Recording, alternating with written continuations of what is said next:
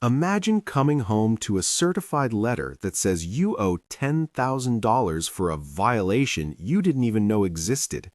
That was my reality 3 months ago when my homeowners association decided to declare war on my front yard. I've lived in this neighborhood for 6 years, paid my dues on time, and kept my grass at the exact 3-inch height required by the bylaws. But apparently, none of that mattered to Brenda. Brenda is the HOA president, the kind of person who patrols the neighborhood with a literal ruler and a digital camera, looking for anything that breathes outside of her approved aesthetic. The conflict started over a structural unapproved modification, which was actually just a small professional-grade drainage pipe I installed to keep my basement from flooding during the spring rains. Brenda saw it, called it an eyesore, and instead of a warning, she slapped me with a daily fine that compounded until it hit the 5-figure mark. I tried to reason with them, showing them the blueprints and the plumbing permits, but the board just smirked. They thought they had a slam-dunk case because their bylaws are written in a way that gives them absolute discretion. They weren't just looking for the money, they were looking to make an example out of me. The day of the hearing arrived, and I walked into that courtroom feeling like a lamb led to the slaughter. The HOA had hired a high-priced attorney who looked like he stepped out of a movie, carrying a briefcase worth more than my car. Brenda was sitting behind him, wearing a triumphant grin that told me she had already picked out which neighborhood project my 10 grand was going to fund. When the judge, a stern-looking man named Justice Miller, walked in, the room went silent. The HOA's lawyer stood up and spent 20 minutes painting me as a rogue homeowner who was single-handedly destroying the property values of the entire subdivision. He showed photos of the pipe, zoomed in so far it looked like a construction site, and argued that I had ignored multiple cease and desist orders.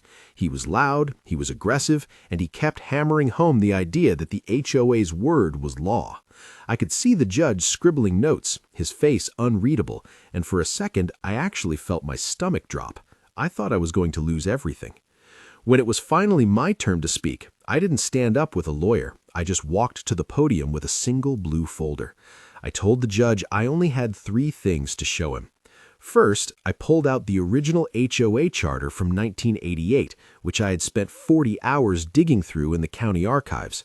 I pointed to a specific buried clause in Article 14 that stated the HOA had no jurisdiction over subterranean emergency water mitigation systems. The lawyer tried to object, calling it an outdated loophole, but the judge silenced him with a sharp look. Then I pulled out the second item, a series of photos of Brenda's own backyard, which I'd taken from a public walking trail.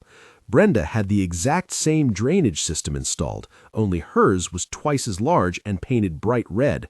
The silence in the courtroom was so heavy you could hear the clock ticking on the wall. Brenda's face turned a shade of purple I didn't know was humanly possible. But the final blow was the priceless moment. I handed the judge a copy of a private email thread I had subpoenaed from the HOA's server. In it, Brenda and the lawyer were joking about how they were going to bankrupt the guy in House 42 to cover the shortfall in the HOA's legal fund from a previous lost case. Judge Miller read the email. Then he read it again. He took off his glasses, leaned over the bench, and looked directly at the HOA's legal team. He didn't scream. He spoke in a low, vibrating tone that was far more terrifying. He asked the lawyer if he understood the definition of frivolous litigation and fiduciary bad faith. The judge then looked at Brenda and said, "In 30 years on the bench, I have seen some power trips, but this is a landmark of ego."